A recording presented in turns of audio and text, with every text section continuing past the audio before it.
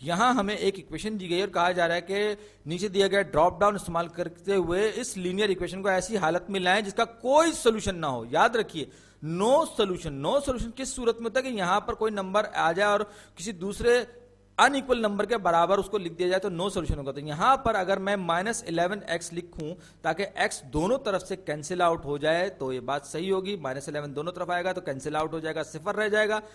+4 یہاں پر ہے تو یہاں پر +4 نہیں ہونا چاہیے, یہاں پر بھی میں -11 لکھوں گا. ایسی صورت میں کیا ہوگا جب میں اس ایکویشن کو سالو کروں گا تو 4 = -11 آ جائے گا, یعنی یہ ایک ایسی حالت آ جائے گی کہ جس کا کوئی سولوشن نہیں ہوگا. -11x سے کینسل آؤٹ ہو جائے گا, اور اگر وہاں پہ +4 ہوتا اور دوسری طرف بھی +4 ہوتا تو بات نہیں بنتی, کیونکہ پھر انفینٹ سولوشن والی ایکویشن بن جاتی.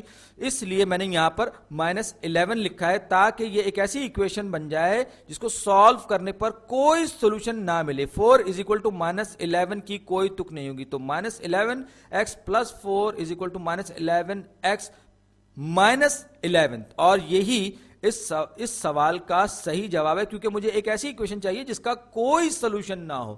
تو دیکھیے یہ میرا جواب بالکل درست.